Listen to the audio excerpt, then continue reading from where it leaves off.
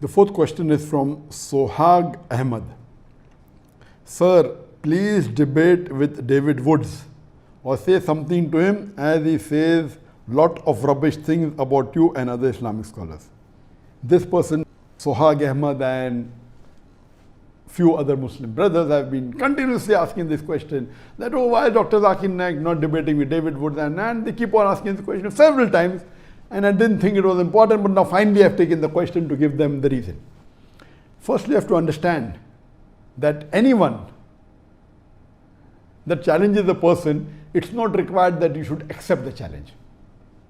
As far as you realize, there are many non-Muslims who are becoming famous just by trying to criticize a popular person. Generally, it's a general rule, whether Muslim or non-Muslim, if he criticizes a popular personality or a celebrity, that person becomes famous. This is a common thing, it's nothing new. So because of that, David Woods is one of the Christians who has spoken against me and spoken against some of the other Muslim scholars and tries to challenge them. Why I have not accepted such challenges? The reason is that first of all, we should not give publicity to such people. That is the reason I didn't want to answer this question. Then I thought of answering the question without taking the name of David Woods. If you go to David Woods' YouTube, you find that he has spoken against me, and those videos he had made against me gets views more than 1 million or close to 1 million. So we're giving him free publicity. There was a time when I was involved in the Dawah in my initial stages in the early 90s, and when internet was new. In the mid-90s, internet was new, and when I went to America in the mid-90s, one of the first sites that was against Muslims was Answering Islam, and the person who used to run this site was Joshin Katz. And that time we were new in the field of Dawah, and when anyone wrote against Islam, I used to go out of the way and reply to them. Anyone wrote against me, I used to reply to them. And then I realized the moment we reply to them, we have another 10 counter questions. So what we realized, that my positive work is being stopped. If really that question is a logical question or a question that deserves a reply, should be replied. But these frivolous arguments, at that time when I was new, I told Joshin Katz that, okay, do you want to debate with me? You're writing against Islam. He said, do you think I'm a fool to debate with Dr. Zakir Naik? That was his reply. So if you see in the initial stages of my Dawah in the late 90s, in the early 2000s, I had many debates. And then I realized that debating is not the best, it should be done when required. But better is to talk about, give lectures on similarities between Islam and Christianity, similarities between Islam and Hinduism. But when required, yes. And one of the best debaters in the world, was Sheikh Ahmed Deedat. But then we realized that there were people who started challenging me. And one such person was from USA again. I'll tell you his name. Sam Shamoon. And when I went to Chicago, I met him. He said, oh, I want to debate with you. I said, send your guru. And then I had a debate with his guru, Dr. William Campbell. And when I accepted this debate, I was called by the students of USA that Dr. William Campbell wrote a book, Quran and Bible in the Light of Science. And he took out about 30 scientific errors in the Quran. And for 8 years, no Muslim replied. So this book was doing a great damage for the Dawah of the Muslims. And no one replied, so I took up the challenge. I read the book and I went and I debated with. And alhamdulillah, in Chicago, there were two groups among the Muslims. One group was against the debate. What is this? No one replied. And now the Zakir, who is this young man coming from India? How will he reply? So half the Muslims were against the debate and half the Muslims were for. Alhamdulillah, the debate took place in Chicago and Allah's help was there. Allah's mercy was there, and it was a very successful debate. So much so that after that, alhamdulillah, William Campbell, who got a doctorate in writing a book against Islam, mashallah, it lost its popularity. Later on, then I made a policy that after my video started becoming popular, then I had a rule. I will only debate with those people who are popular. Then we realized that those people who are not popular started challenging to become popular. And I'll give you a very good example. Sheikh Ahmed Deedat, he debated with Jimmy Swaggart. And Jimmy Swaggart at that time was one of the most popular televangelists. He was multiple times more popular than Sheikh Ahmad Deedat.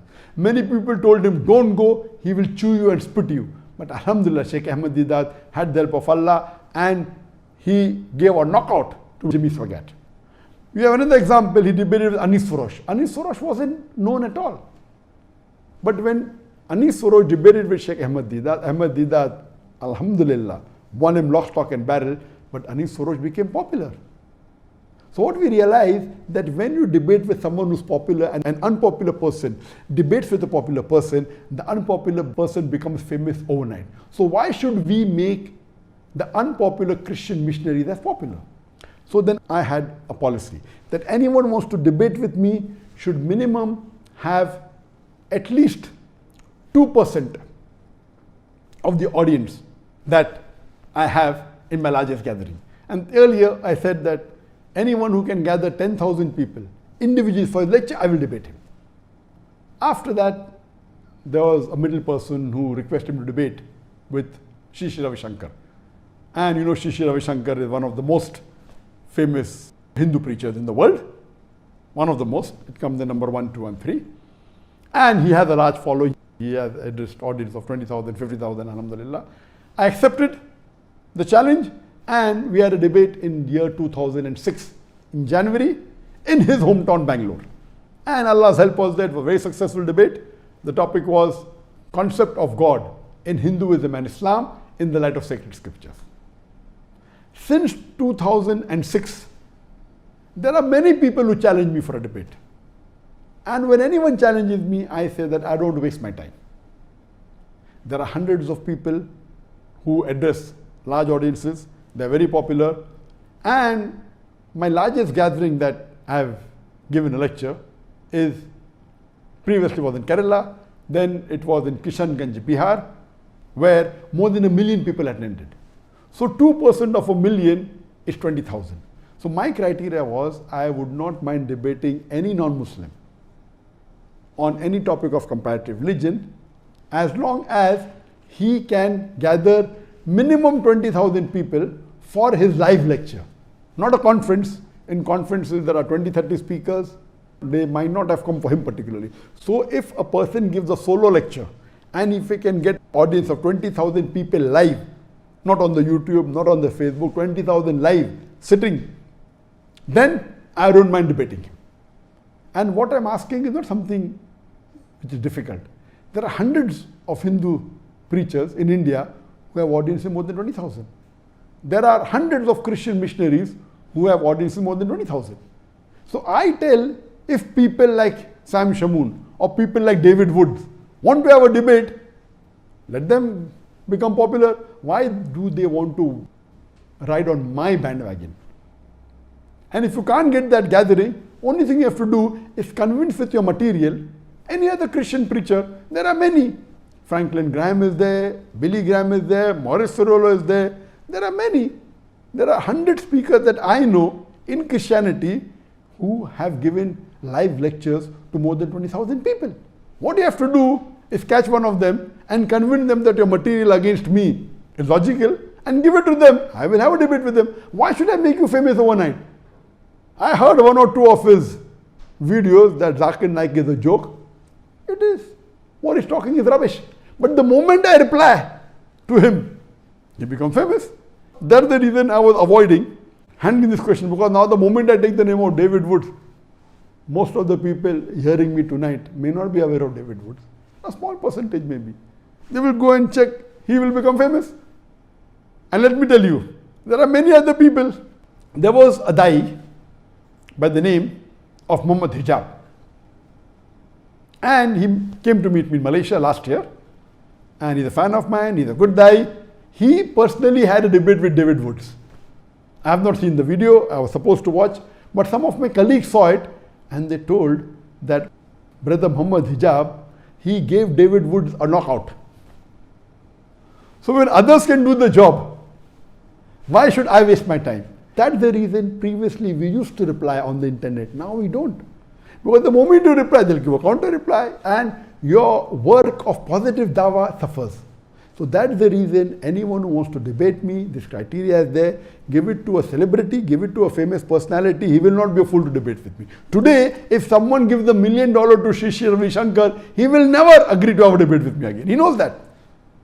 Even if you give $2 million to him, he will not. Because he's a celebrity. He will lose his following. And he already lost many people in that debate who were his followers, who called him God. They accepted Islam. So that's the reason I request David Wood to convince any of these 100 Christian missionaries who are popular, who can have audience of more than 20,000. Convince them. If he cannot convince them, why does he want to have a debate with him? When he cannot convince his own Christian brother that the material of his is enough to answer my lectures, why is he wasting his time? These people are only riding on the popularity of other people. Otherwise, he is unknown. And I request the Muslim brothers, please don't waste your time. Please don't waste your time. The person who asked me this question should have, in fact, known that Brother Muhammad Hijab, he had a debate with him and I already answered him. So why should you make David Wood popular? So hope this answers the question.